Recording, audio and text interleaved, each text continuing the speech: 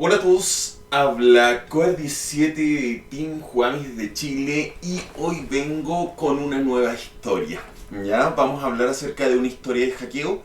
Ya, como les he dicho muchas veces, mi objetivo es siempre ser un hacker de sombrero blanco. Ya, aunque también he hecho pruebas en la vida real, hackeos en la vida real. Ahora, que quede claro que siempre cuando hago hackeo en la vida real no es con el objetivo de hacer daño, solamente con el objetivo de demostrar que soy capaz de romper las barreras, de llegar hasta lugares donde no tengo permiso, en palabras sencillas, y demostrar mis capacidades en el hacking, ¿ya? Solo con ese objetivo. Así que esta vez les voy a contar la historia de cómo hackeé mi trabajo, ¿ya? Pero antes de eso, comentarles que todas las historias, consejos y todos estos videos de teoría van a quedar almacenados acá en el canal de YouTube de Team Juami.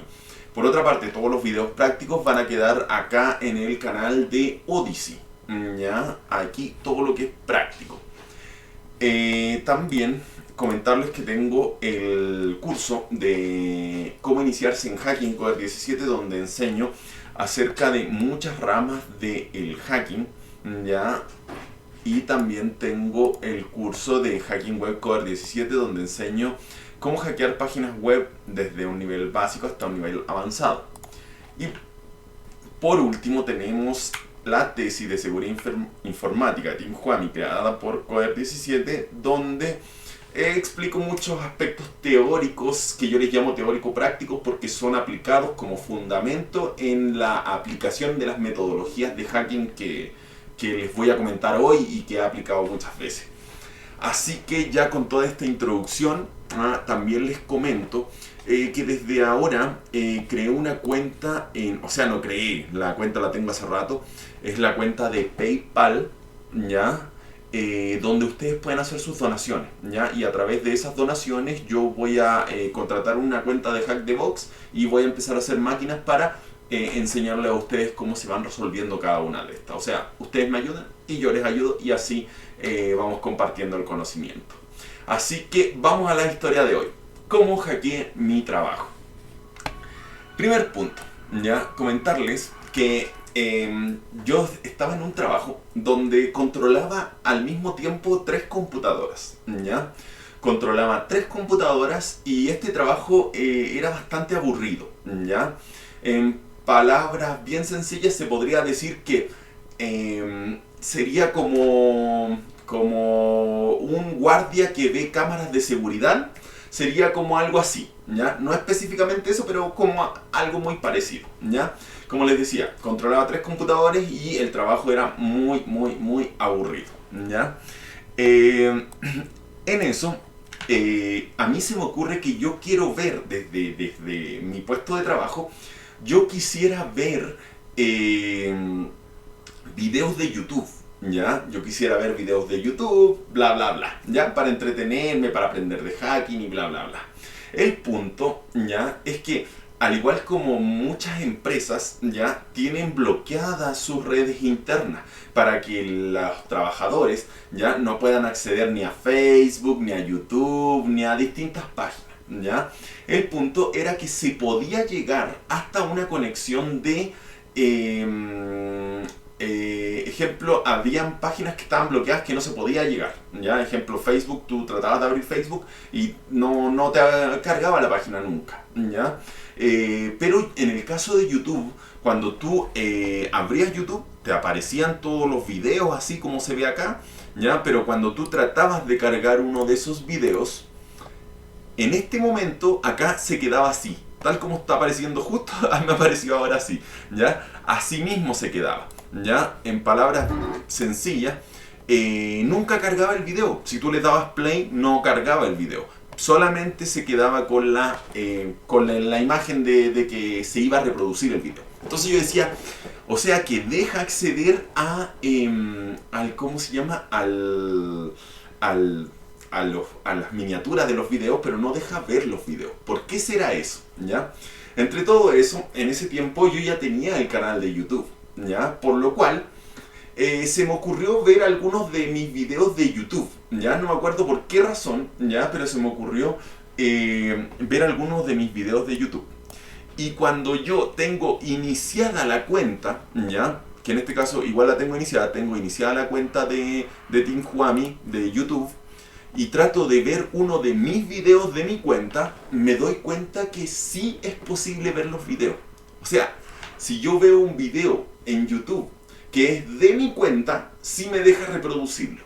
Pero si yo trato de ver un video de YouTube que es de otra cuenta, ¿ya? No me deja reproducirlo, ¿ya? Entonces yo dije, wow, entonces aquí hay algo asociado a la cuenta que sí permite ver los videos, ¿ya? Y ahí me causó curiosidad y de por qué funcionaba, ¿ya? Entonces, acá es cuando empiezo ya a analizar las cabeceras de las peticiones, ¿ya? Para ver qué generaba que se vieran estos videos y que los otros no se vieran, ¿ya? Entonces me puse a analizar cada una de estos, ejemplo, cuando yo ejecuto, wow, que me está abriendo allá. Cuando yo acá ejecuto, ejemplo, un video, yo lo actualizo, se envían peticiones y en esas peticiones ya hay datos que se envían, específicamente cabeceras, ya, como se puede ver acá, ya, cabeceras de la petición y cabeceras de respuesta. Entonces empecé a analizar estas cabeceras para ver cuál era la relación que tenía las peticiones de los videos con, ya, que pertenecían a mi cuenta, y las cabeceras de las peticiones que no pertenecían a mi cuenta, para ver cuál era el factor que generaba que se vieran o no se vieran, ¿ya? Y de esa manera poder modificar los videos que no se veían para poder verlo, ¿ya? Eso en palabras bien simples, ¿ya? Cuento corto, empecé a analizar cada uno de estos datos, pero entre todo eso no descubrí, no me adentré más tampoco, solamente lo revisé un poco y de ahí ya no le di más interés. Y no descubrí cuál era la razón por qué se reproducían mis videos de la cuenta sí y los videos de otras cuentas no. ¿Qué es lo que ocurrió después de esto? Lo que ocurrió después de esto fue que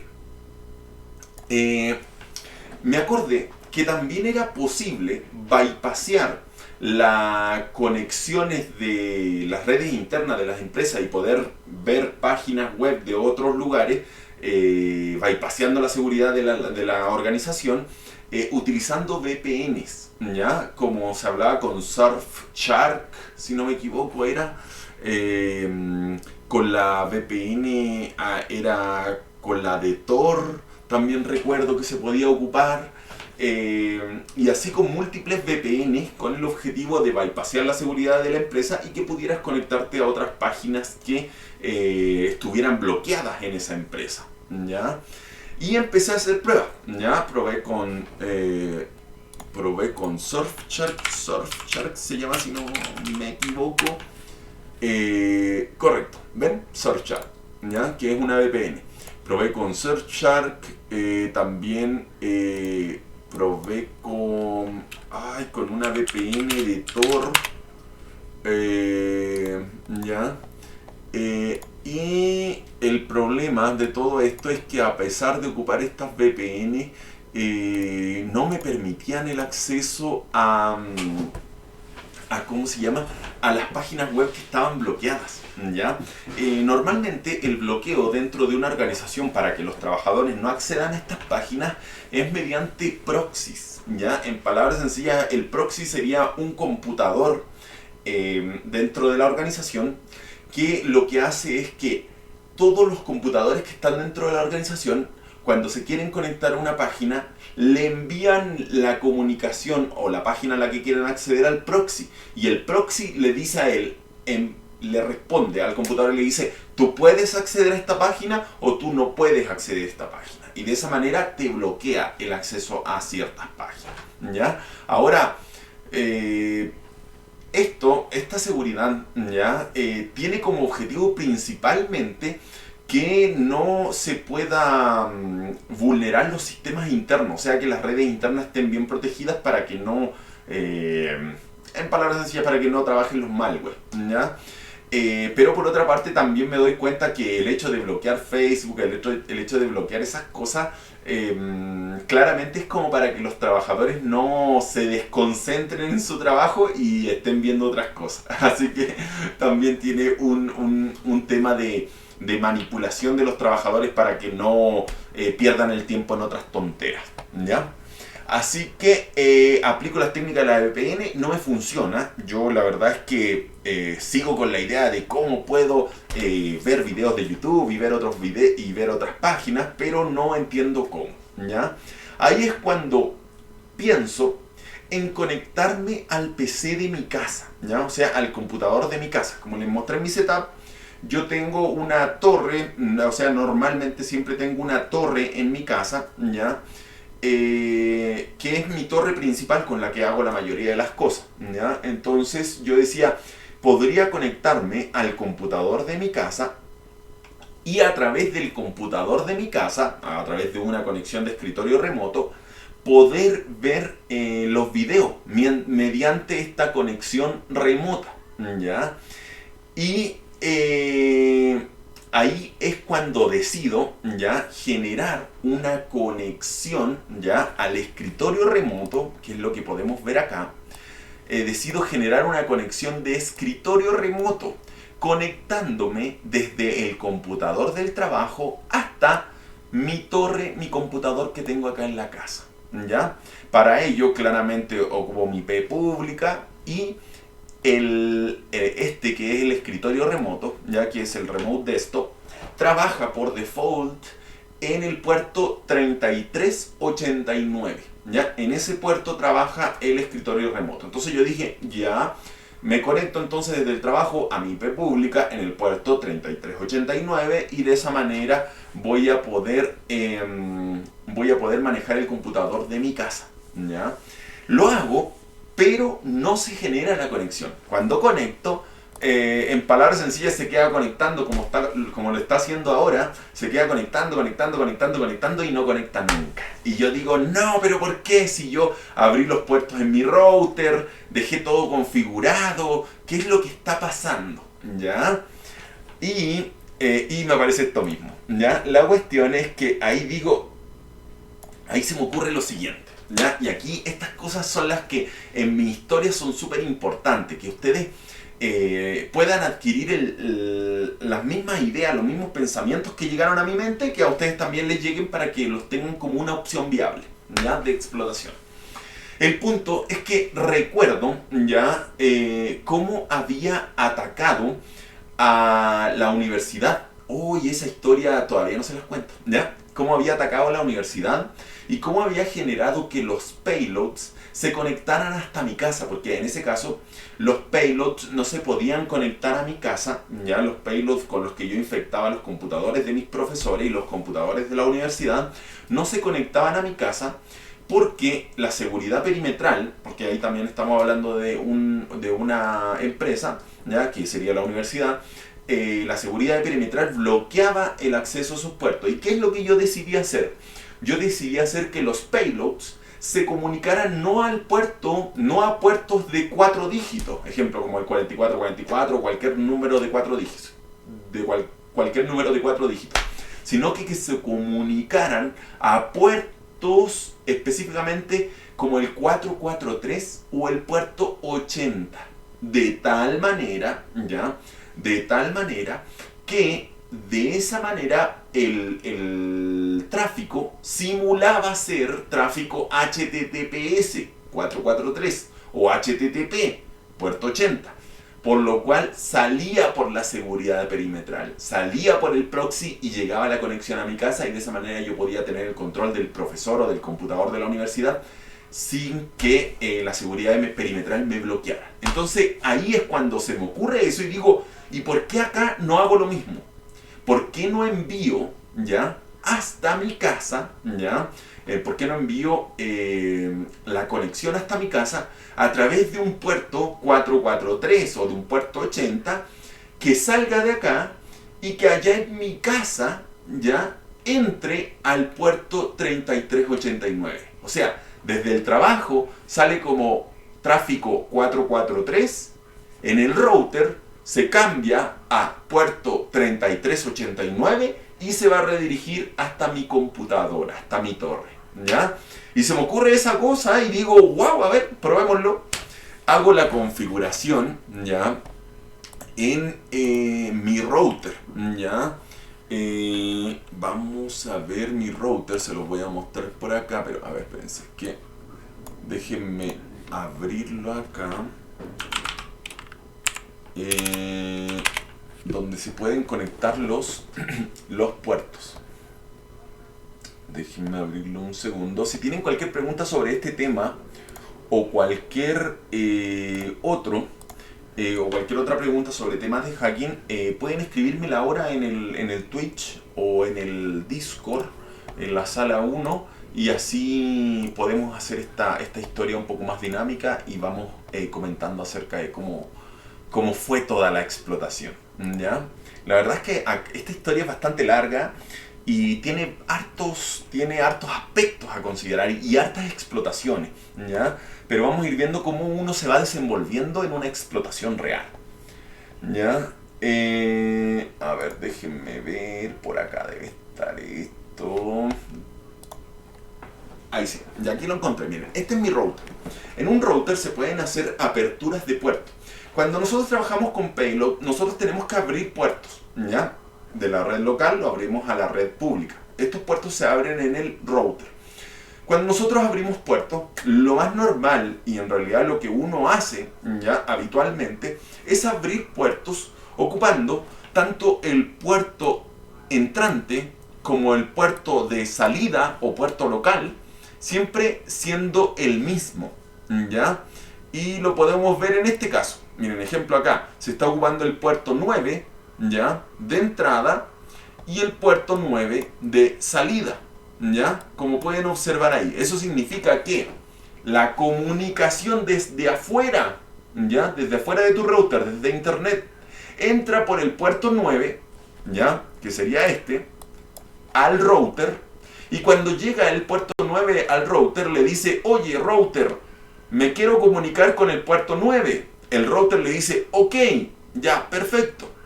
El puerto 9 te lo voy a dirigir, ¿a qué computadora? Te lo voy a dirigir al puerto, o sea, a la computadora .0.7. ¿En qué puerto? En el puerto 9. Normalmente cuando realizamos apertura de puertos, siempre lo más normal es que abrimos un puerto y el mismo puerto lo ocupamos tanto de entrada como de salida, ¿ya?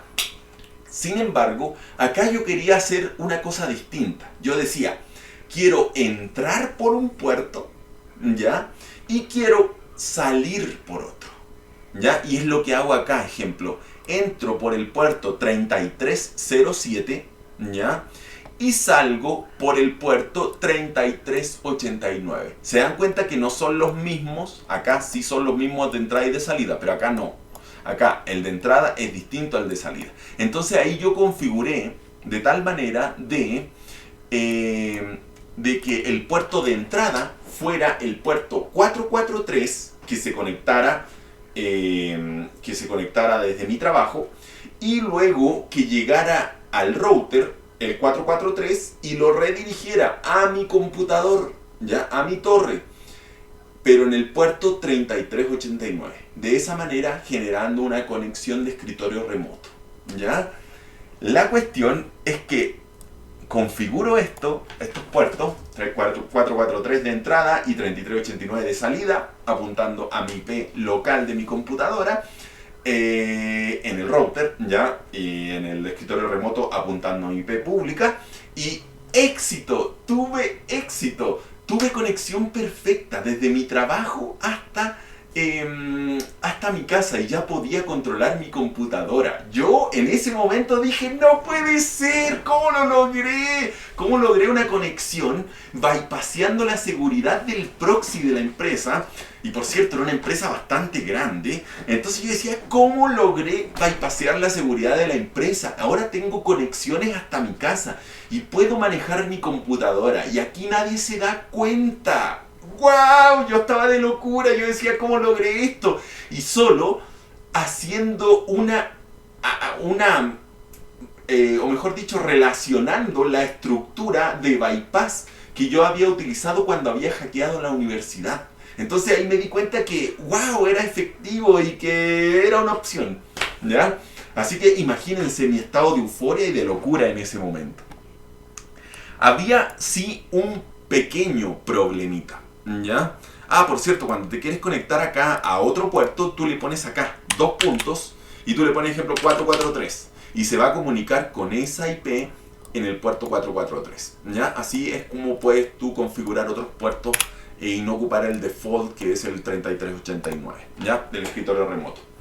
Entonces, el punto acá relevante es que cuando yo conectaba ya mi escritorio remoto en el trabajo, ya que en el trabajo también ocupábamos escritorio remoto pero de manera local, me quedaba el nombre de usuario, ya, y en este caso miren como queda acá como el historial y dice TIC 433, ¿ya? El punto es que yo antes, ¿ya? A mis computadoras, como nombre de usuario, le ponía, ejemplo, Matías, ¿ya? O le ponía Coder17, o Matías, que en realidad sería como el más evidente. El punto es que en mi trabajo, el único Matías era yo. Entonces, cuando vieran esa IP, cuando alguno de mis compañeros viera esa IP, iba a preguntar, iba a decir, oye, ¿por qué Matías se está conectando a una IP? Y me iban a preguntar, pues, oye Mati, ¿por qué te conectáis a tal IP? ¿Qué estáis haciendo? ¿Ya? Hola Mago Report, qué bueno tenerte por acá. Y recuerden, si tienen cualquier pregunta sobre este tema o cualquier otro, me lo pueden hacer y así vamos conversando al respecto. Entonces, quedaba mi nombre ahí. Yo decía, no, no puede quedar mi nombre porque si no me van a descubrir y bla, bla, bla. Y entonces, en ese momento, es que claramente mi IP pública no la pueden asociar a mi computadora porque ellos no saben cuál es mi IP pública, pero sí mi nombre de usuario, ¿ya? Así que en ese momento, cuento corto, yo decido formatear mi computador y poner mi usuario con este nombre, como TIC433. Era un nombre de ingeniería social para que se parecía ya a los nombres que tenían en la organización con los computadores de allá. Entonces cualquier persona que viera una IP con un nombre así diría, ah, no, este es un computador de acá, de la empresa. Siendo que no era un computador de la empresa, era el computador mío. Y yo decía, guau, aquí nadie se va a dar cuenta, nadie se va a dar cuenta que yo estoy haciendo mis travesuras. Así que cambié el nombre y es por eso que ahora mis computadores se llaman así. Se llaman con códigos, cosa que a pesar de que puedan ver esos nombres, no les cause curiosidad, ¿ya? Como el payload cuando infectaba y le ponía Nginx, ingeniería social para que las personas no se den cuenta. Ya, hasta acá, excelente, porque ya podía controlar mi computador, ya, que estaba en mi casa. Y de esa manera yo podía ocupar el escritorio remoto, podía ocupar mi computadora en la casa, podía a través del escritorio remoto ver videos de YouTube, porque en palabras sencillas estaba viendo el video que se reproducía en mi casa, lo veía en el trabajo. Entonces yo le pedía a mi hermano o a mi papá que me prendieran el computador de la casa y yo lo ocupaba. O yo, antes de irme al trabajo, prendía el computador y me iba al trabajo y así yo lo podía ocupar desde allá. Veía videos, practicaba hacking, así que hacía todo lo que quiera desde mi casa, en palabras sencillas, porque estaba totalmente conectado. Ahora, un punto importante y que muchas personas dirían, pero ¿y por qué no te conectas con tu celular? ¿Ya? Con la conexión móvil de tu celular. Aquí había una gran diferencia. Yo trabajaba en un lugar que no era en la ciudad. Yo trabajaba lejos de la ciudad, ¿ya? En un lugar donde las redes móviles funcionan muy mal, ¿ya? Funcionan muy lentas. Entonces, no era posible utilizar conexiones conexiones móviles, ¿ya? Pero en cambio en el trabajo tenían conexión de fibra óptica. Entonces yo ocupaba todo el ancho de banda de la fibra óptica para poder conectarme a este escritorio remoto y hacer lo que quisiera en mi casa. Así que ¡wow! Era maravilloso, yo podía hacer lo que quisiera. Entre ellos, lo que más disfrutaba haciendo era hacking, ¿ya? en mis ratos que no estaba haciendo nada de trabajo, me ponía a hacer hacking y ahí estaba full aprendiendo, ¿ya? Y es una cosa que yo siempre le recomiendo a todas las personas, que es el hecho que hay personas que me dicen que, entre comillas, no tienen tiempo para estudiar hacking, pero la verdad es que muchos de los trabajos tienen muchos tiempos muertos, y en esos tiempos muertos puedes aprovechar de practicar hacking, buscando alguna estrategia claramente, pero puedes practicar hacking, así que aplícalo y así vas aprendiendo y te vas volviendo más experto en el tema. Esa es la idea, ¿ya? Así que yo practicaba en todos mis ratos libres hacking para poder ir perfeccionándome. Ahora ya vamos con el tema del hacking más fuerte. Hasta acá ya había conseguido una parte importante de la explotación, que era mi diversión, mi entretención y todo esto. Pero acá yo mi mente empieza a volar un poco más y digo, ¿y por qué no analizo la red interna de la organización? ¿Por qué no analizo la red interna de la empresa y empiezo a ver si es que hay fallos de seguridad por donde yo me pueda ir adentrando en los computadores de la organización, siendo que yo ya estoy adentro? ¿Ya? Y ahí viene un punto súper importante. Sechix, saludos desde Argentina. Genial, bro, saludos para ti también. Recuerden que si tienen cualquier pregunta sobre este tema u otro, me pueden escribir y así vamos comentándolo. Entonces, el punto es que decido empezar a adentrarme dentro de la red interna de la organización. Y es por ello que, primero que todo, tenía 3 redes. Yo desde mis computadores, recuerden que manejaba 3 computadores, desde esos 3 computadores tenía conexión a 3 redes internas, ¿ya? Tenía acceso a 3 redes internas. Entre esas 3 redes internas, ¿ya? Había una que se comunicaba con equipos, ¿ya? Con 4 equipos específicamente. Y además a esos 4 equipos, si no me equivoco eran 3 o 4 equipos, yo tenía acceso de manera remota y eran equipos con los que yo trabajaba. Así que no me interesaba mucho esa red, porque yo sabía qué equipos eran y además ese equipo yo lo podía controlar, ¿ya? Pero las otras 2 redes que quedaban, eran redes que a mí me interesaban, porque yo decía, acá podría encontrar más cosas si voy haciendo pivoting, si voy haciendo desplazamiento lateral y realizando reconocimiento de estas redes internas, ¿ya?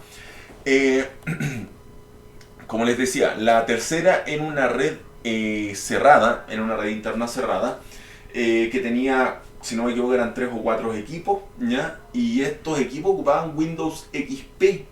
Para que les quede claro, imagínense una organización tan grande teniendo computadoras con Windows XP. Y ahí es cuando hay muchas personas que dicen, pero ¿por qué aprendes a hackear Windows XP? Si ese Windows XP es muy antiguo y nadie lo ocupa. Y aquí estamos hablando de una empresa muy grande que tenía Windows XP.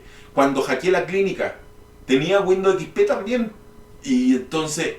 Entonces, ¿por qué las personas dicen, ¿por qué vas a hackear Windows XP si ese computador es muy antiguo? No, se hackean estos Windows antiguos porque las empresas los ocupan, porque las empresas no están dispuestas a actualizar sus sistemas, porque como ya funcionan, no gastemos más plata, ocupemos los sistemas tal como están, y por eso ocupan sistemas antiguos, por eso son tan vulnerables.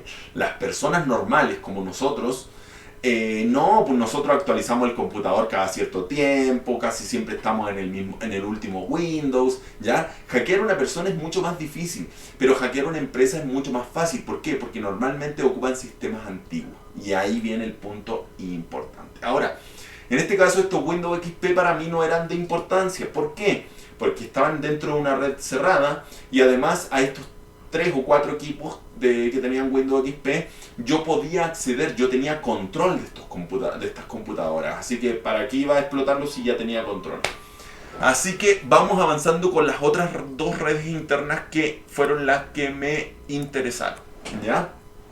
En primer lugar, para ir haciendo el hackeo, ¿ya? Yo estas 3 computadoras que utilizaba eran 3 computadoras con Windows, ¿ya? por lo cual no tenía ninguna computadora con Linux, ¿ya? Y no tenía Kali. Entonces yo decía, para hacer este reconocimiento, lo primero que necesito, primer paso, necesito tener Kali, necesito tener Linux, Kali Linux, para poder realizar la explotación. Entonces, en una de mis computadoras, yo tenía 3 computadoras, en una de esas computadoras instalé el VMware, ¿ya? El de máquinas virtuales. Instalo este, ¿ya? Y le instalo una máquina virtual con Kali Linux, ¿ya? Y esa máquina virtual con Kali Linux le pongo un nombre de ingeniería social, le pongo un nombre que esté relacionado con la organización, para que si en algún momento alguna persona dice, oye, ¿por qué está instalado esto? Oye, ¿por qué hay esa máquina virtual? Yo digo, ah, no, mira, por el nombre yo creo que está relacionado con estos equipos. Entonces yo creo que alguien lo instaló ahí por temas de configuración, cosas de informática. Y ahí me hago el loco, ¿ya? Ahora, cuando ejecuten la máquina va a tener el nombre de usuario root y va a pedirles la clave. Pero como solo yo me voy a saber la clave, entonces nadie va a poder ingresar a la máquina para ver qué es lo que hay dentro. Y dije, ya, esta va a ser mi máquina de ataque dentro de la organización. Y ahí venía un punto súper importante que les quería comentar, y era el hecho de que normalmente hablamos de explotaciones o pentesting, ¿ya? De caja blanca, caja gris y caja negra. ¿Se acuerdan que en algunos casos yo lo he comentado? Cuando hablamos de caja negra, ejemplo, yo quisiera hackear, no sé, por ejemplo, tal página web, la página web de, no sé,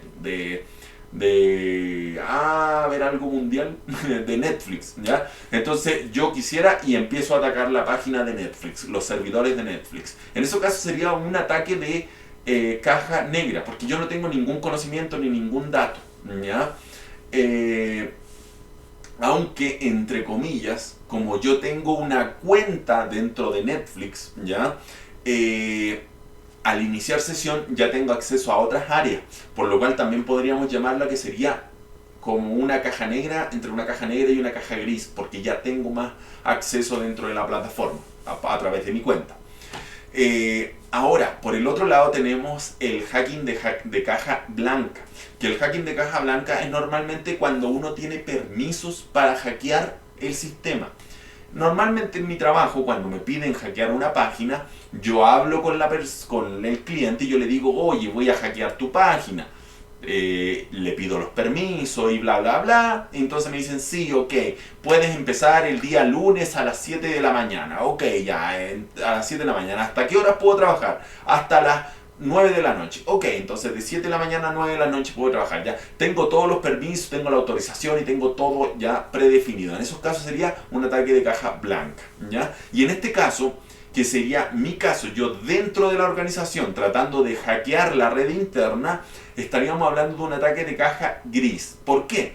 Porque yo no tengo los permisos de hackear la organización, pero estoy dentro de la organización, estoy ya dentro de la red interna, por lo cual estoy ya con varios permisos dentro, ¿ya? Y ya estaríamos hablando de un ataque de caja gris. Es por eso que, cuando les cuente la historia de cómo hackeé un banco, ¿ya? Que en palabras sencillas, más que todo fue prestar una asesoría de un hackeo a un banco. Cuando les cuente esa historia, ¿ya? Que si recibo harto apoyo, las voy a contar próximamente. Ahí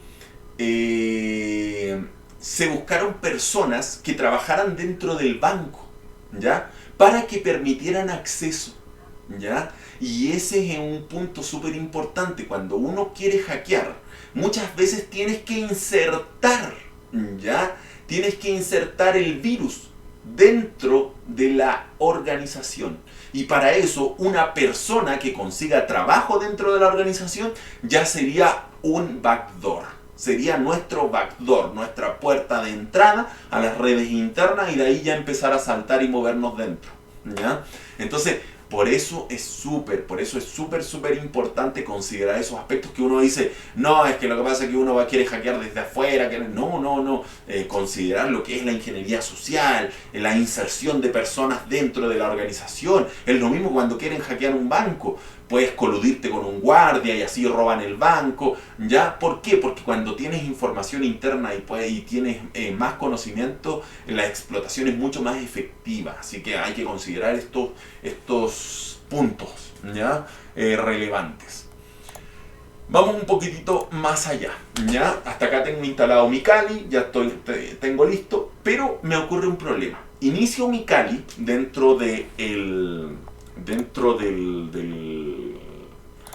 ¿cómo se llama? Dentro de la organización, pero mi Kali, cuando yo trato de conectarme a internet, no tengo conexión a internet, ¿ya?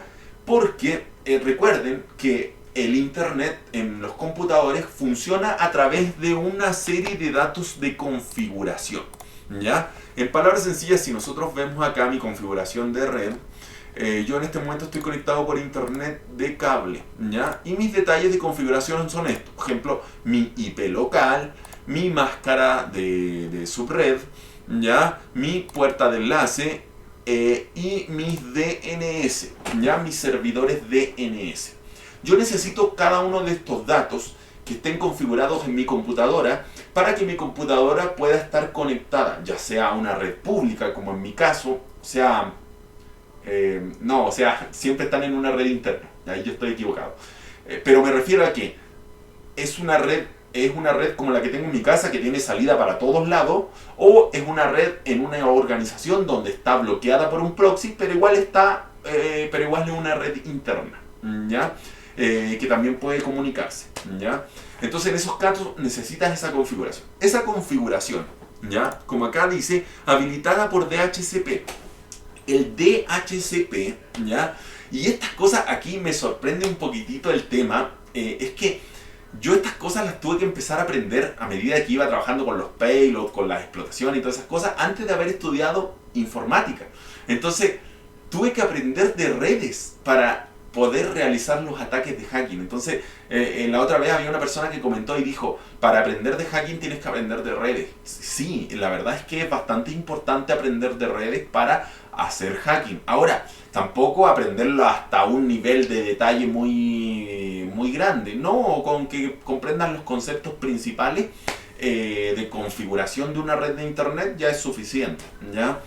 En este caso, el DHCP, ¿ya? O el servicio de DHCP, más que está, sí, pues es un servicio de DHCP que está en un servidor, va a asignar una IP local a los computadores que se conecten, le va a asignar una máscara de subred, le va a asignar la puerta de enlace y también le va a asignar los servidores DNS, ¿ya? Le va a asignar al computador que se conecta a la red. Por eso que cuando tú te conectas a un Wi-Fi, tú no tienes que andar configurando manualmente todos estos datos. Te conectas, el DHCP te configura los datos y tú ya tienes internet. Y tú dices, wow, qué maravilla, aquí ya tengo internet, pero es porque el DHCP hizo ese trabajo, ¿ya? No es porque fue magia, ¿ya?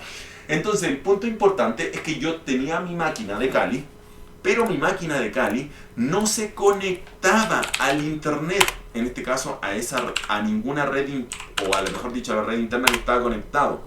Y yo decía, ¿pero por qué? Y cuando me fui a ver, los datos de mi conexión de red, no tenía asignado ni mi IP local, ni mi máscara de subred, ni mi puerta de enlace, no tenía ninguno de estos datos. Entonces yo dije, acá hay un detalle. Lo que pasa es que esta red interna no tiene DHCP, ¿ya? Normalmente no es que no lo tenga, los servicios de DHCP siempre están, pero normalmente en las empresas deshabilitan los servicios de DHCP para que todas las configuraciones de equipos deban ser configuradas manualmente. O sea, manualmente se le debe establecer una IP local, manualmente la máscara y bla bla bla, y todos los datos. Entonces, por eso que yo decía, ya, ok, ahora entiendo por qué no me puedo conectar, ¿ya? Entonces, en ese momento, acá está, mire, está Automatic DHCP, está configurado por DHCP. Los datos, y mi IP en este caso sería la IP, si abrimos acá, uy, ¿qué pasó acá? Que no me quiere, uy, ¿por qué no me quiere agrandar esto? ¿Por qué? ¿Por qué? ¿Por qué? ¿Por qué no me quieres agrandar? Zoom in, ahí está, zoom in, control más. No sé cómo se hace. Es que parece que es con otro más, porque acá no me deja. Ya, en fin, voy a agrandarlo así nomás. Zoom in, zoom in, zoom in. Ya. Entonces, si nosotros ponemos acá ifconfig, en Windows es ipconfig. ¿Ya? Acá podemos ver que yo estoy conectado a, miren, la IP, la .0.10, con la máscara, la 255, con el broadcast no es relevante acá, ¿ya? Ya, también vamos a tener configurada claramente la puerta de enlace y los servidores DNS, ¿ya? El punto de todo esto es que de esta manera, teniendo configurados todos esos datos, ahí puedes tener conexión a internet, en ese caso a esa red interna. Tanguita dice, ¿podría ser una opción poner la máquina virtual con NAT? Oye, tiene toda la razón. Tanguita tiene toda la razón. Hacerlo por NAT. Se me había olvidado. Oye, sí, tienes... pero ahora encontré un error. Encontré un error en tu configuración. Sí. Considero que puede ser una opción configurar esto en modo NAT, ¿ya? Recuerden que acá en las máquinas virtuales nosotros podemos configurar ya sea una conexión, ¿dónde está? Acá, setting, acá, o podemos tener una conexión bridge de modo puente, ¿ya? O podemos tener una configuración NAT, como se ve acá, NAT, ¿ya? La configuración NAT, en palabras sencillas, va a ocupar la IP de la máquina principal, en este caso de mi máquina Windows 10 que está acá gobernando toda esta computadora, ¿ya? Y en ese caso pasaría por ahí la comunicación. Y la otra ya es el modo puente, adaptador puente, que en palabras sencillas ocupa un adaptador de red que es virtual, ¿ya? No ocupa un adaptador, esto lo expliqué por acá, conexión inversa, buffer, bla bla bla, yo recuerdo haberlo explicado por acá, son puntos sin por conexión directa, conexión inversa, no, parece que lo expliqué más arriba. Miren, Red NAT y Red Bridge. Así es como funciona. Miren, en el curso yo lo explico con detalle. Pero en palabras sencillas, miren, en el modo puente, que es este que estamos viendo acá, ¿ya? La máquina principal es esta, mi Windows 10, que en este mismo caso todavía tiene la misma IP. Es la .0.7, ¿ya? Y esta tiene su adaptador de red. Y en este caso de adaptador puente, se crea un adaptador de red, como si fuera un adaptador real, de físico, ¿ya? De cable, y ese es un adaptador virtual, ¿ya? Y se le asigna otra IP, del mismo tipo que la IP local que tiene el sistema base. Y de esa manera se conecta con el router y así sale la comunicación. Pero en cambio, cuando tú ocupas conexión de tipo NAT, ¿ya? Acá, miren, acá el adaptador que se ocupa es el adaptador físico de la máquina principal de nuestro Windows 10, ya de nuestro Windows 10 base.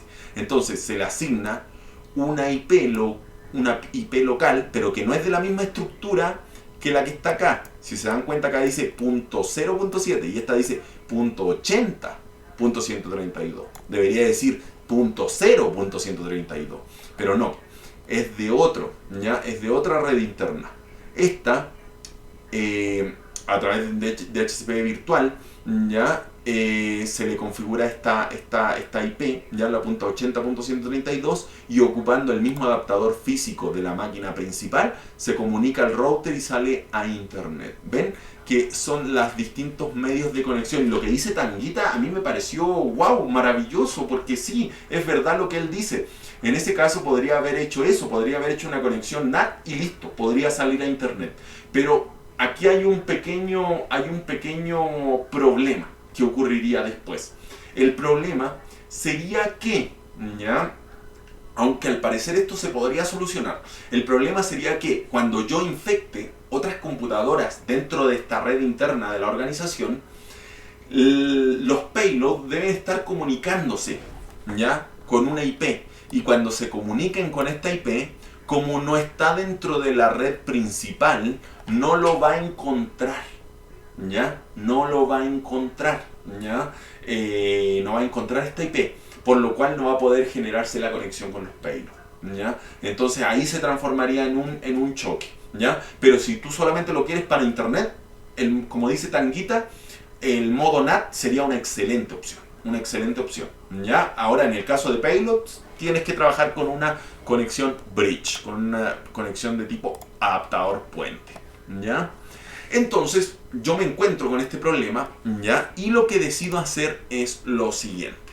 Lo que decido hacer es ver en mi computadora base, ¿ya?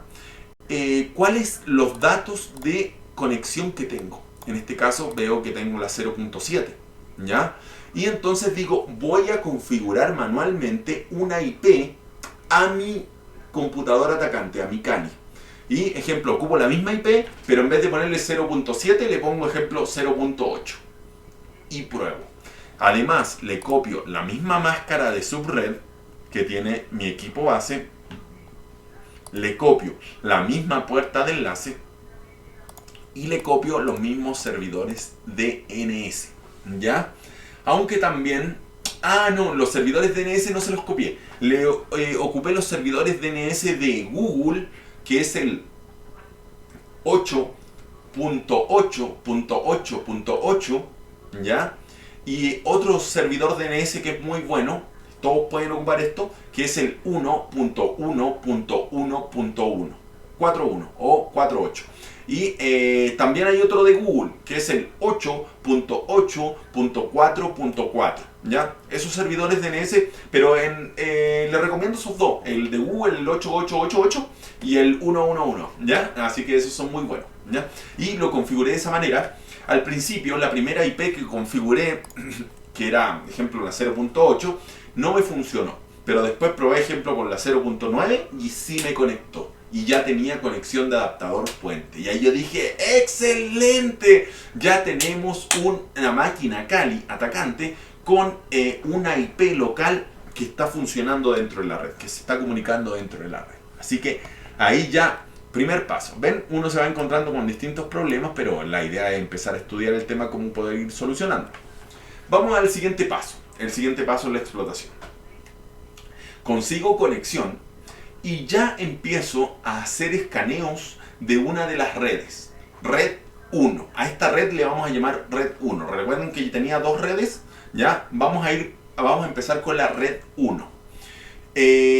Empiezo a hacer escaneos, ¿ya? Y para hacer escaneos decido utilizar Armitage, ¿ya? Y hago escaneo de sistemas operativos de equipo, ¿ya? Miren, les voy a mostrar el Armitage para que se den cuenta cómo funciona Armitage o cómo es. Esto lo tengo en Payload y esto debo tenerlo en Pivoting Armitage. Miren, así se ve Armitage. Armitage es muy hermoso, ¿ya? Es muy hermoso porque en palabras sencillas te permite explotar computadoras, pero con una interfaz gráfica, ¿ya? Es mucho más hermoso que ocupar la configuración de terminal, que es lo que se ve acá abajo, ¿ya? Acá abajo pueden ver cómo se ve en terminal, porque nosotros podemos hacer toda la explotación en terminal, o podemos también hacerlo con esta interfaz gráfica, que es la que se ve acá, ¿ya? Con los dibujitos de los computadores, ¿ya? Cuando aparecen los computadores con los rayos, significa que ese computador lo has hackeado, lo has infectado y tienes control de ese computador. Y cuando aparece sin los rayos, significa que ese es un computador que está en la red, pero que aún no lo has infectado, aún no tienes control sobre el computador, ¿ya? Entonces, y esto era lo que yo estaba viendo en ese momento, ¿ya? En la empresa, ¿ya? Yo primero que todo hice un escaneo, ¿ya? Con mi Armitage hice un escaneo de sistemas operativos, ¿ya? Y es lo que pueden ver acá. Si se dan cuenta, a cada computadora se le ve el logo de Windows, ¿ya? Y hay algunas computadoras que se ven oscuras, totalmente negras, como la 0.10 que está negra, la 0.13 que está negra también, la 14, ¿ya? Estas de acá, ¿ya? Son computadoras que se reconocieron que tenían sistema operativo Windows. Es más, el escaneo de sistema operativo te dice hasta qué versión de sistema operativo. Si se dan cuenta, la primera computadora que está acá a la izquierda, la .41, aparece con un logo distinto a la .42 que está acá al lado. ¿Por qué? Porque la .41 tiene un sistema operativo y la .42 tiene otra versión de sistema operativo. Ejemplo, la .41 puede ser, no sé, Windows 8 y la .42 puede ser Windows XP, ¿ya? Por eso tiene otro logo, ¿ya? Y Armitage, ¿ya? En este caso el escaneo te va a decir qué sistema operativo. Y si hubieran algunos sistemas operativos que fueran Linux, te va a mostrar el logo también de que esos sistemas operativos, o sea, de que esas computadoras tienen sistema operativo Linux, ¿ya? Ahora, el escaneo no es 100% certero, ¿ya? Normalmente sí, cuando detecta cuál es el sistema operativo, sí, normalmente la achunta, ¿ya? Si te dice que es Windows, si te dice que es Windows 10, normalmente la achunta, ¿ya? Pero hay algunos computadores que a pesar de haberlo escaneado, no te dice qué sistema operativo tienen, ¿ya? Como el punto 10 que está acá en negro, el 13 y el 14 que están en negro. O sea, se le hizo el escaneo, pero de esos computadores no supo cuál sistema operativo tenía, ¿ya? Algunas veces es por inestabilidad de la explotación, ¿ya? Del exploit. Ahora, hay que considerar una cosa. Armitage, ¿ya? Que en palabras sencillas es la interfaz gráfica de Metasploit, ¿ya? Funciona en palabras sencillas con la terminal de Metasploit. Y es lo que vemos acá abajo. Acá abajo estamos viendo las terminales, ¿ya? Acá abajo estamos viendo todos los comandos que se están aplicando. Solo que acá tiene una interfaz gráfica donde está mostrando nomás las conexiones, ¿ya? Esa es la única diferencia. Pero Armitage en el fondo sigue trabajando con una terminal, ¿ya? Es lo mismo que nuestro sistema operativo Windows. En realidad, cuando tú abres el Word, ¿ya? Tú ves que es el Word y tú dices, a ver que este es el Word, ¿sí? Ok, sí, es el Word. Pero en el fondo lo que se está abriendo, esto es solamente la interfaz gráfica. Lo que se está abriendo en el Word o en cualquier cosa que esté ocupando en el computador es una consola de comandos. Y en esa consola de comandos se están ejecutando los comandos que, ejemplo, habilitan, o sea, habilitan este botón, o habilitan este otro botón, o habilitan este otro botón, o este otro botón. A través de una consola de comandos se está haciendo todo esto. Entonces, porque esto, la consola, y como les mencionaba muchas veces, esto es el computador. Esto es todo es el computador. Esto es una cosa visual que en el fondo no te debería interesar, ¿ya? Lo importante es esta, porque esta es la consola que controla cada una de tus acciones sobre el computador, ¿ya? Y esto es lo mismo acá en el Armitage. El Armitage todo se controla por consola, pero tiene la interfaz gráfica para que tú lo puedas ver más bonito, ¿ya? Ahora, una cosa súper importante es que Armitage hace que Metasploit sea más inestable. Así que en un consejo, ya que les puedo dar bajo mi experiencia, es que siempre cuando hagan una explotación real, ocupen la explotación con terminal, no con Armitage, porque Armitage es bastante inestable y va a hacer que la explotación sea más difícil, ¿ya? Por otra parte, también otro punto, es que Armitage, hasta donde yo sé, el Kali 2018, viene instalado y funciona estable, ¿ya? Pero después del 2018, tu Armitage ya no viene instalado. Tú tienes que instalarlo en tu Kali.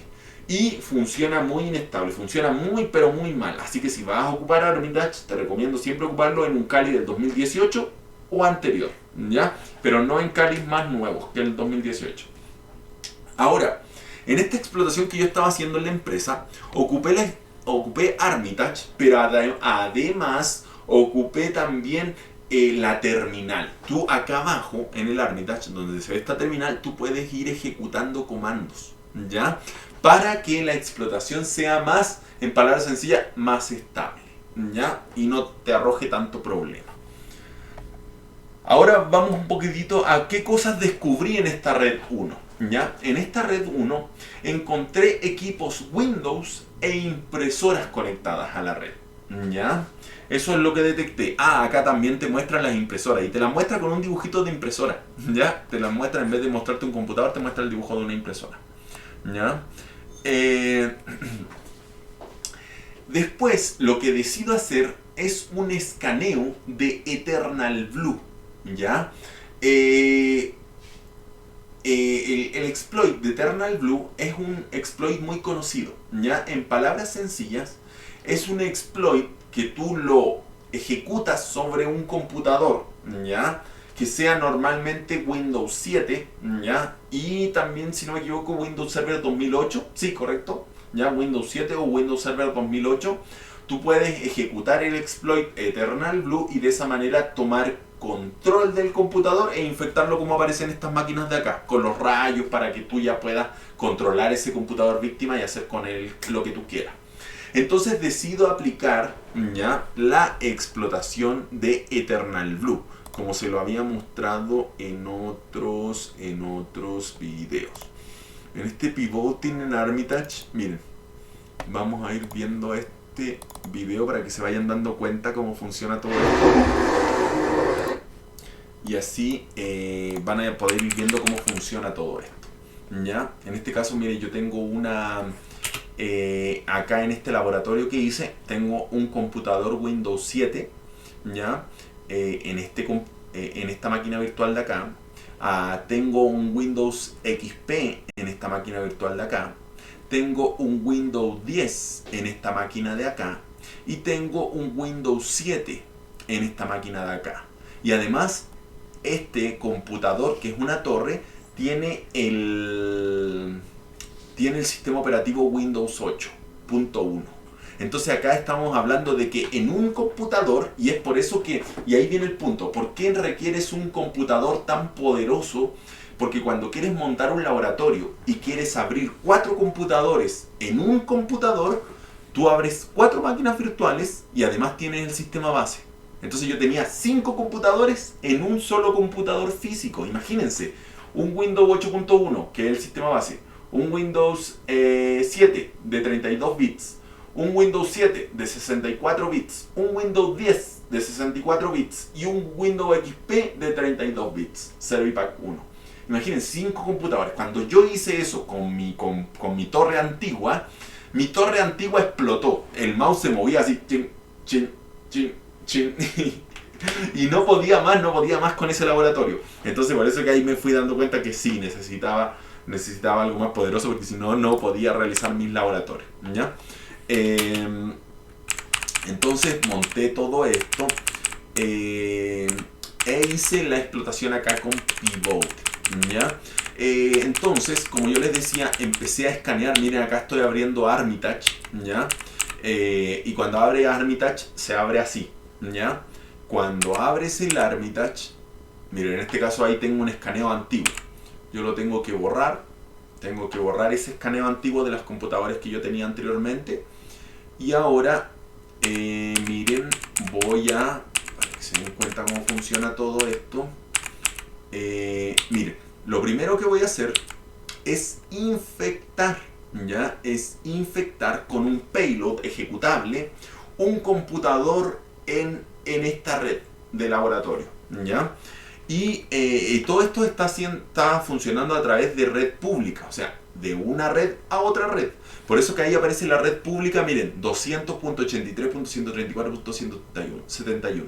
Yo me conseguí el internet de mi vecina y así yo podía tener dos redes. La red de mi casa, que era donde yo tenía el laboratorio, y la red de mi vecina, donde yo estaba como atacante.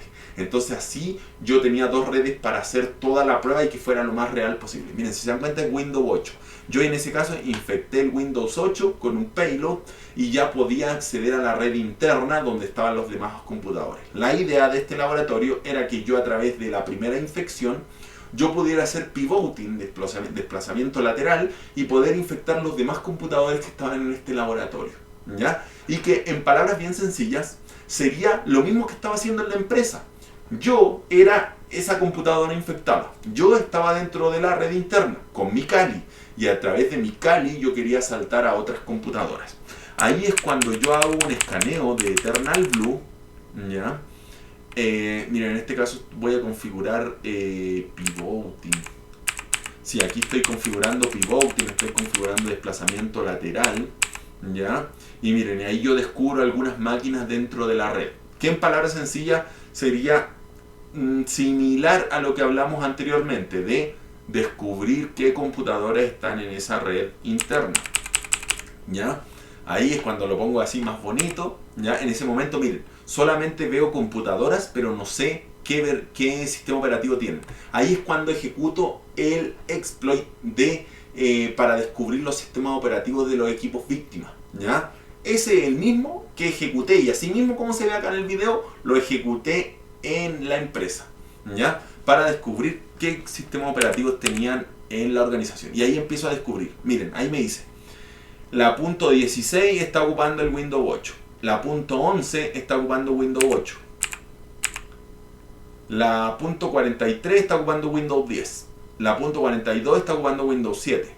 La punto .41 está ocupando Windows XP. Miren, me va dando toda la información de los sistemas operativos. Y así mismo era como me los iba dando dentro de la empresa. Y yo iba descubriendo cuáles eran los sistemas operativos que estaban en esos computadores, ¿ya? Ahí es cuando yo decido aplicar Eternal Blue, ¿ya? Eternal Blue, como lo vemos en pantalla, en este caso, este es el exploit del Eternal Blue, ¿ya? Que queda una cosa clara, que muchos de los exploits no solo tienen el exploit que es el que infecta a la víctima y toma control del equipo víctima, ¿ya? Sino que también, ¿ya?, tienen otro que se llama ¿cómo se llaman esto? Que es un exploit de escaneo, ¿ya? Que es un exploit que escanea para ver si el equipo es vulnerable a Eternal Blue, ¿ya? Tanguita dice, ¿el Nmap también da la información de la versión de los sistemas? Es una pregunta, correcto. Sí, Tanguita, correcto. Nmap también es capaz de darte versiones de sistemas operativos, ¿ya? También es capaz de darte versiones de sistemas operativos. Aunque debo reconocer que me he encontrado muchas veces que Nmap me ha dado más falsos positivos de sistemas operativos que Metasploit.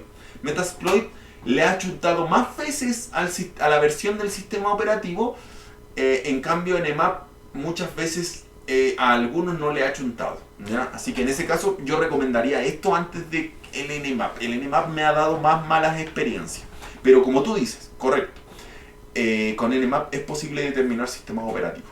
Gracias por ese dato, genial, Tanguita. Entonces yo decido primero hacer el escaneo de Eternal Blue para determinar qué computadores son vulnerables a Eternal Blue. Hago el escaneo y cuando lo hago descubro que 2 computadoras son vulnerables a Eternal Blue. Y ahí yo digo, excelente, 2 computadoras para explotar, bla bla bla. En esta empresa yo trabajaba, y aquí viene un punto importante, en esta empresa yo trabajaba haciendo turnos de día y turnos de noche, ¿ya? Por lo cual, yo cuando hacía los hackeos, ya esto específicamente, al principio normalmente trataba de hacer todo cuando estaba de noche, ¿ya? De tal manera de que porque cuando tú haces este tipo de explotaciones, ¿ya? De exploit, estos son exploit que trabajan en base a buffer overflow, ¿ya?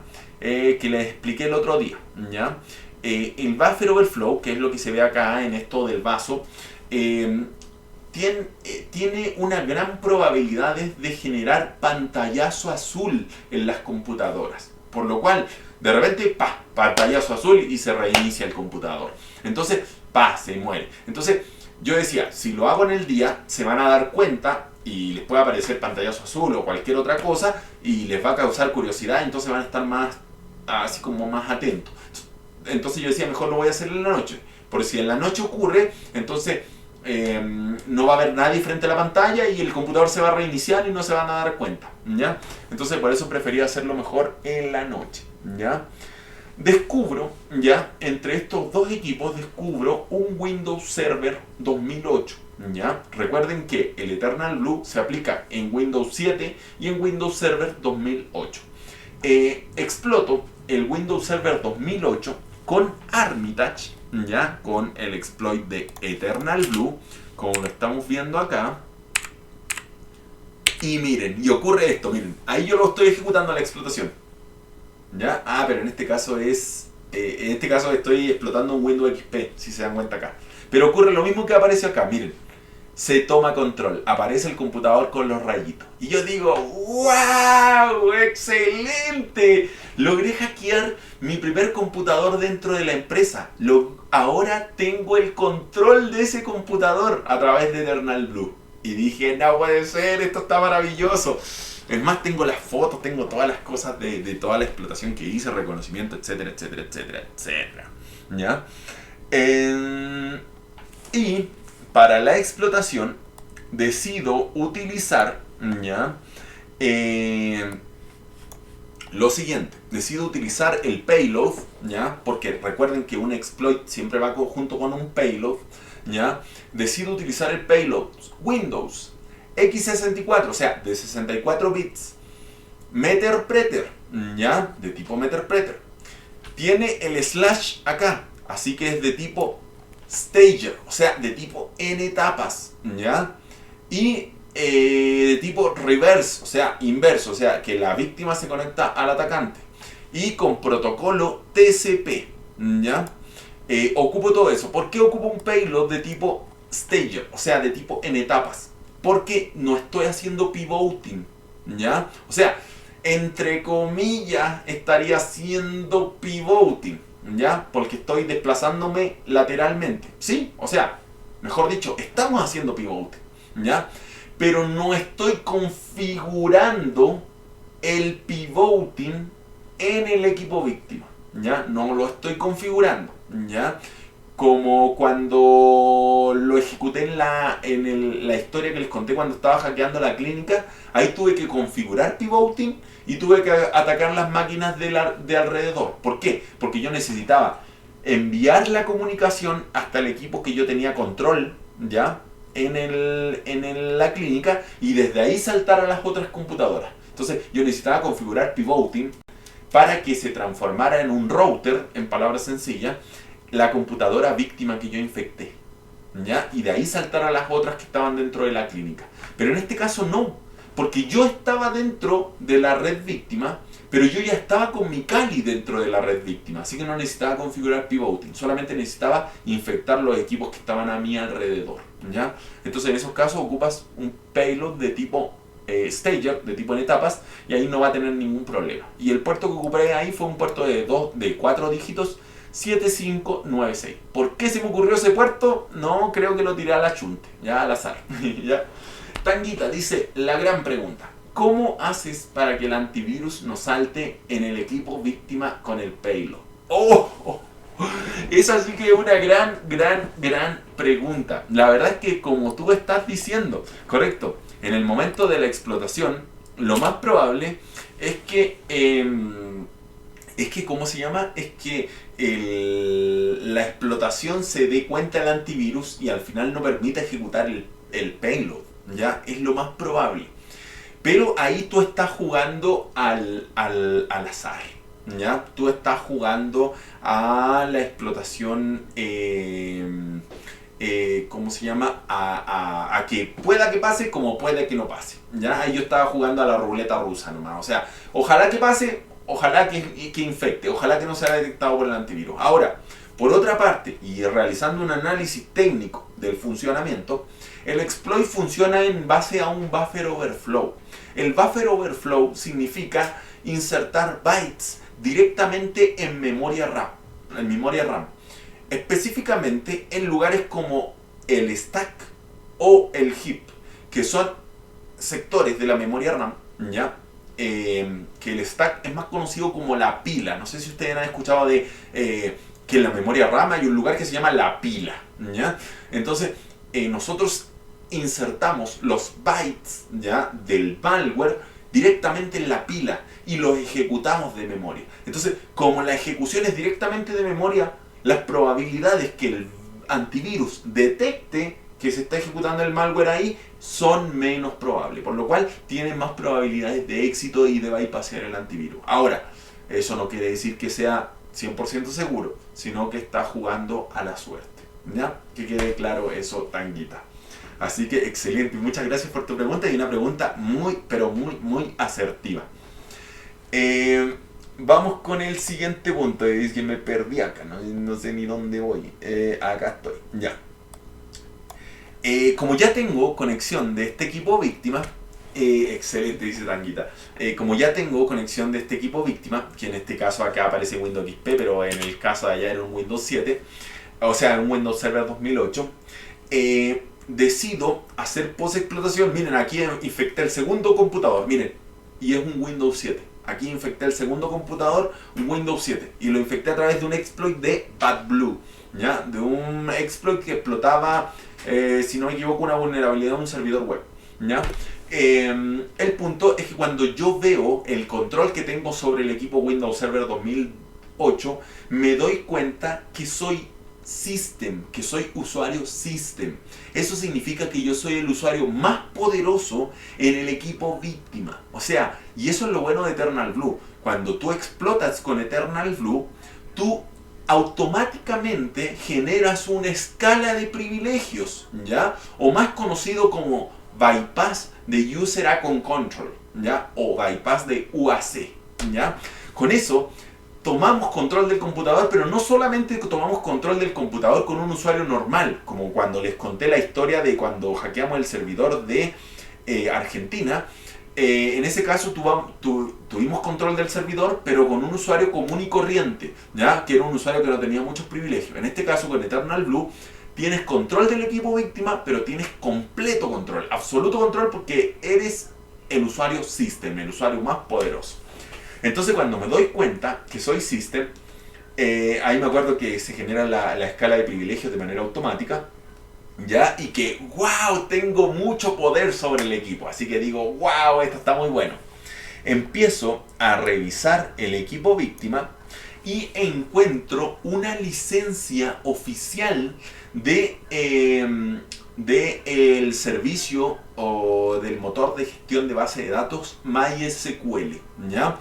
Se notaba que en esa empresa habían comprado una licencia de MySQL y esa licencia con el código la dejaron registrada en ese computador, pero además dejaron el archivo que tenía el código de la licencia, lo dejaron ahí en el escritorio. Entonces yo saqué una copia y me quedé con una copia de la licencia del MySQL. Y dije, ya aquí me quedo con una licencia. Ya, miren, aquí es cuando exploté con Eternal Blue. ¿Ven? Acá exactamente lo que se ve en pantalla ahí es la explotación de Eternal Blue. Y miren, aquí tomo control con Eternal Blue de ese computador. Ahí se tomó control, ¿ya? Y eso fue lo mismo que ocurrió ahí con el otro Windows Server 2008. Entonces saqué una copia de ahí y seguí revisando el computador para ver si es que había algo más interesante, ¿ya? Como soy el usuario más poderoso dentro de ese Windows Server 2008, que soy un usuario System, ¿ya? Decido volcar hashes, ¿ya? Decido volcar hashes, ¿ya? Aquí hay un punto súper importante y es un punto de aspectos técnicos. Se los voy a comentar, que creo que es importante que vean también los videos técnicos donde explico todas estas cosas. Pero hay una cosa en Metasploit que se llama si no me equivoco, la palabra, el comando, se llama get system. Get system parece que se llama, ¿ya? Si mal no recuerdo, ¿ya? Y permite que tú puedas escalar privilegios, ¿ya? Porque hay veces que tú, en palabras sencillas, tú tienes la escala de privilegios, ¿ya? En el computador víctima, pero no se te ha actualizado el usuario al usuario system. Si tú ves tu usuario sigue siendo, ejemplo, no sé, perro, ¿ya? El usuario que estaba en esa computadora. Pero tú le das un get system y ya escala y te dice se ejecutó la escala y ya eres un usuario system y ya tienes el completo control. Ya es un tema técnico un tema solamente de funcionamiento, que hay veces que no te eleva a system automáticamente. Ya, a ver, vamos a verlo por acá, a ver si es que lo podemos ver. Get system Metasploit. Vamos a ver si get system, correcto. Sí. La verdad es que yo no manejo muy bien cómo funciona este get system, correcto. Es get system la palabra, ¿ya? Así se llama.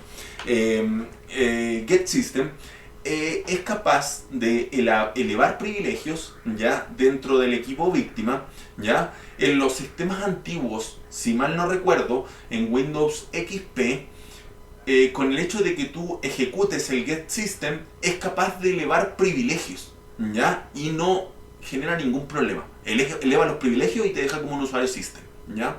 Pero sin embargo, en sistemas operativos más actuales, como si no me equivoco, Windows 7 en adelante, con el get system no es suficiente. Tienes que hacer una escala de privilegio que normalmente se asocia al bypass de User Account Control, ¿ya? Bypass de UAC, ¿ya?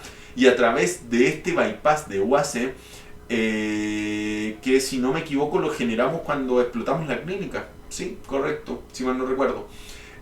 A través de este bypass de UAC, tú generas la escala de privilegios, ¿ya? Y tú cuando generas la escala de privilegios, tú después aplicas el get system, ¿ya? Porque genera el bypass de User Account Control, te sigue apareciendo tu mismo usuario. Ejemplo, si el usuario era perro, te sigue apareciendo perro, como si no se hubiera ejecutado la escala de privilegios. Pero tú le das get system y listo, te cambia de perro a ¿cómo se llama? El usuario system. Y ya descubres que ya tienes todo el poder sobre el equipo víctima. Ahora, siempre lancen, cuando estén en un equipo víctima, siempre lancen un get system por si acaso. Lanzamos un get system y vemos si es que escala privilegio. Si el get system les dice no se pudo escalar privilegio, lanzan un exploit de escala de privilegio de bypass de User Account Control.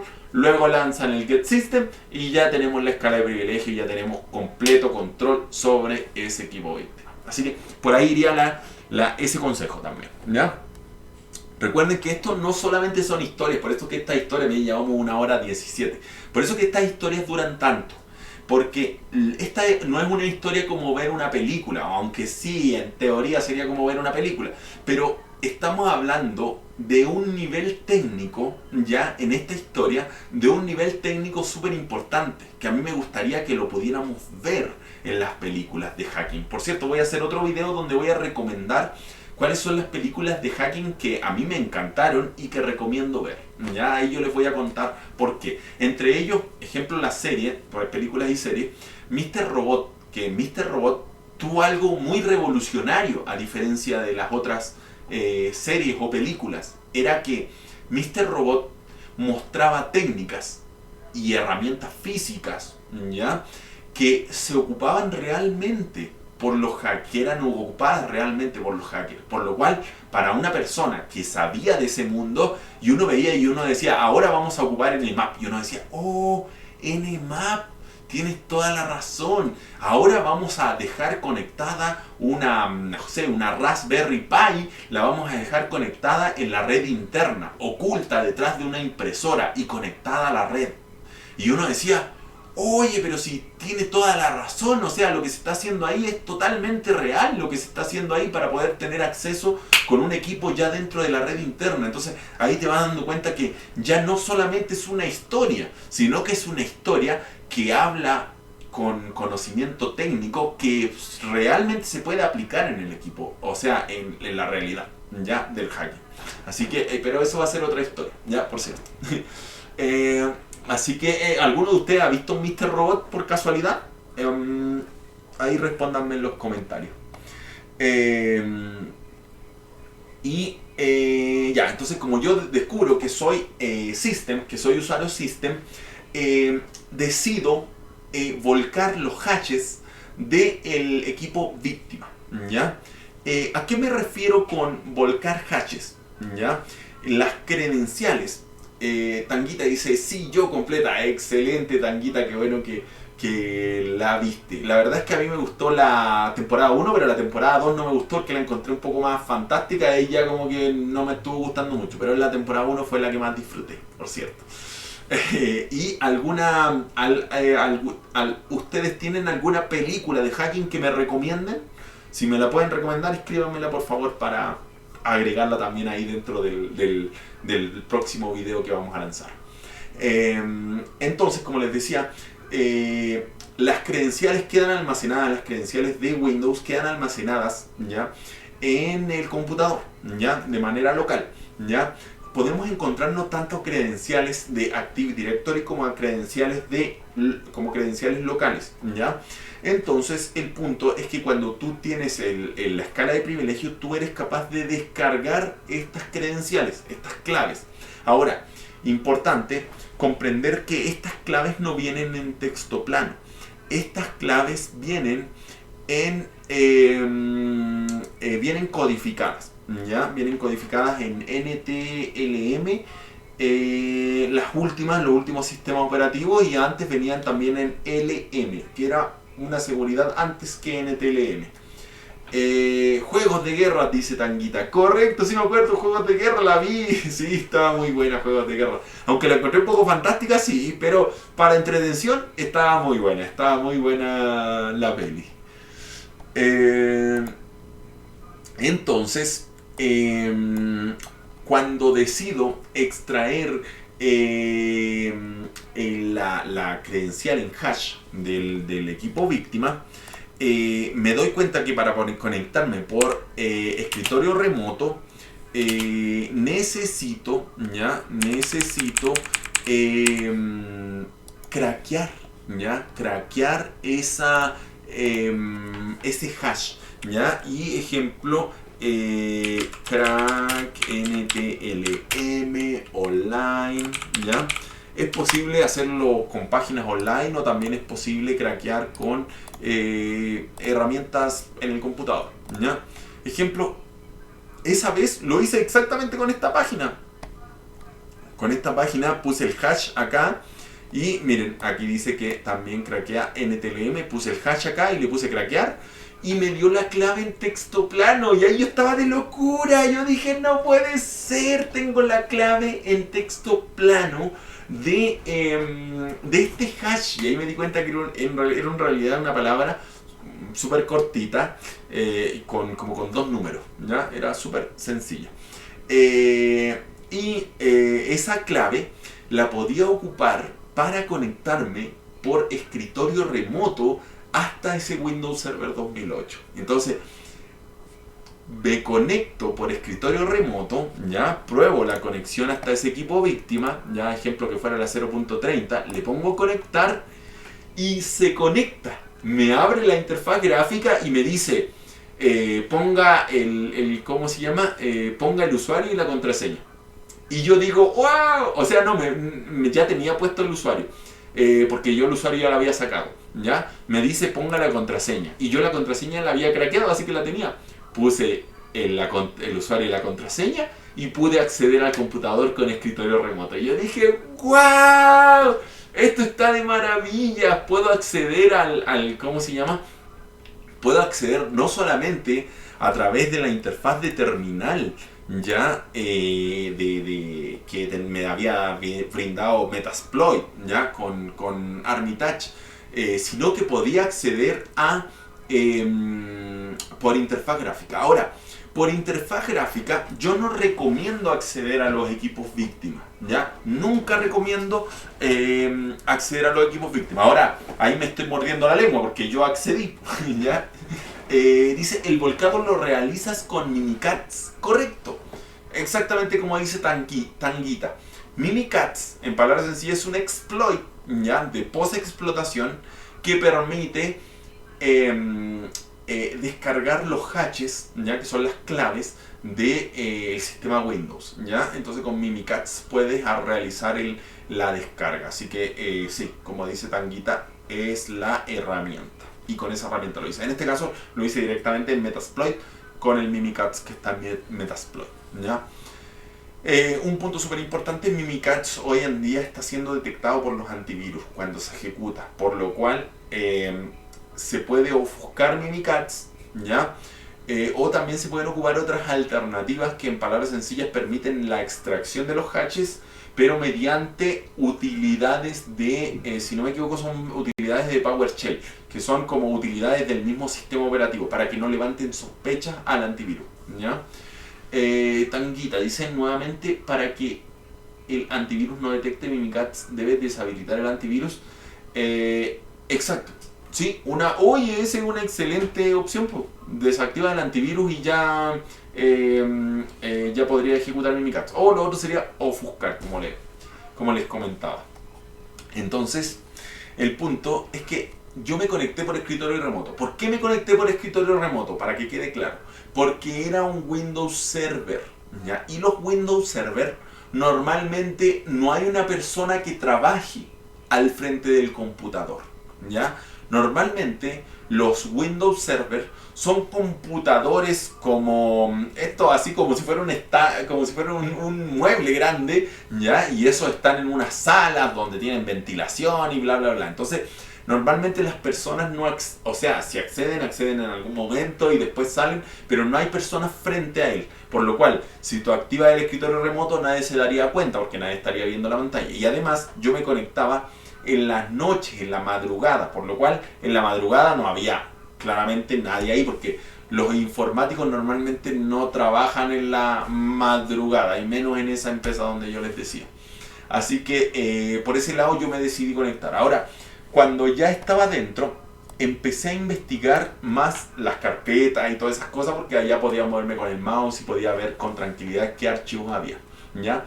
Entre ellos encuentro unos respaldos de base de datos, que eran unos archivos con extensión .sql, que claramente tenían que ver con la base de datos de MySQL, ¿ya?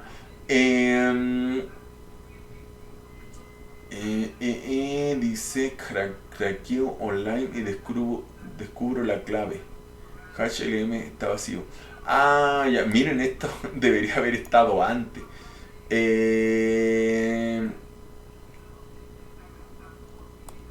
Oye, esto sí, pues acá lo tengo al revés. Lo tengo en un mal orden. Ya, el punto es que craqueo, ¿ya? Craqueo con, como dice Tanguita, con Mimikatz. O sea, no craqueo. Descargo los hatches con Mimikatz.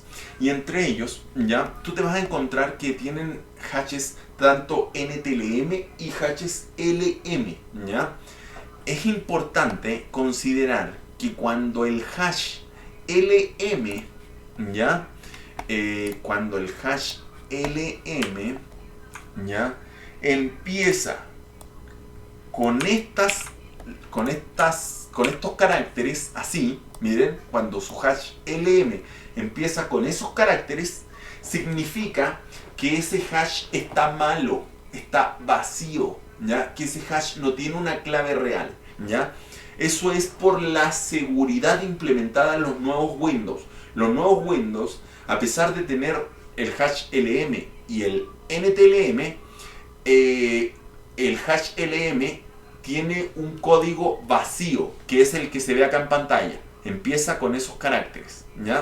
Y el hash NTLM sí tendría los códigos verdaderos. Y ese sería el que tú craqueas, craquea el NTLM, no craquees el LM. El LM craquealo si estás trabajando, ejemplo, con Windows XP. ¿Ya? Ahí sí craquea el LM porque el LM sí va a tener la información real. ¿Ya? Pero en cambio el otro no, para nada. ¿Ya? Eso considerarlo. Hoy son las 9:49, me están molestando, de verdad, como se me pasó la hora y yo ya quiero comer. Ya, vamos a llegar a un punto acá y mañana vamos a seguir con la historia. Ya, me conecto, me conecté por escritorio remoto porque craqueé, bla bla bla, encuentro los archivos de base de datos. Y entre ellos, y aquí viene un punto súper importante, entre ellos encontré una carpeta que tenía muchos audios, ya tenía muchos archivos de audio, no me acuerdo si eran .mp3 o pero eran archivos de audio, ya. Y yo veo y yo digo, ¿por qué un servidor tiene tantos archivos de audio? Y decido descargarme algunos archivos de audio para escuchar qué era lo que decían, ya. Y cuando escucho los archivos de audio, me doy cuenta que son conversaciones de radio, ¿ya? En esta empresa utilizaban radios, ¿ya? Radios para comunicarse, ¿ya? Y esas radios, ¿ya?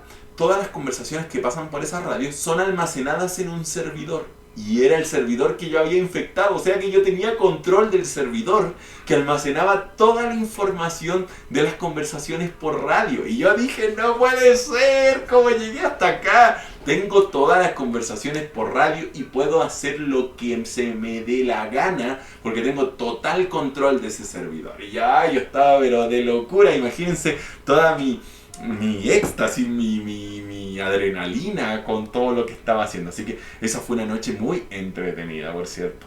¿Ya? Y como escribí acá, me siento muy poderoso.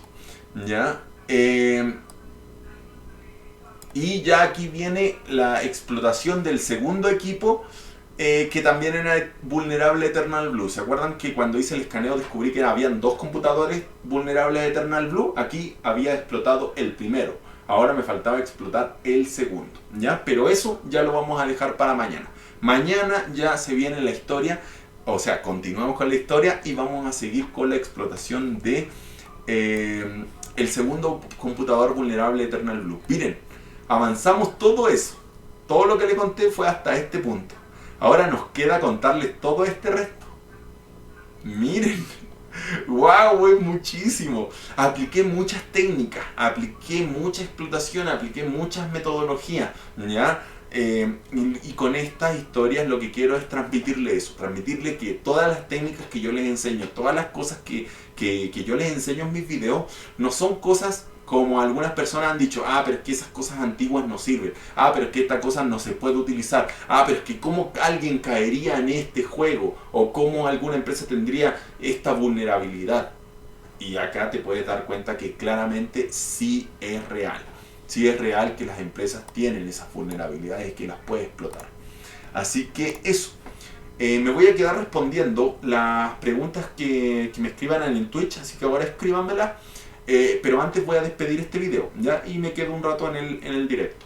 Así que eso, ha sido un gusto, espero les haya gustado la historia y espero mañana sigan acompañándome para que les siga contando el resto.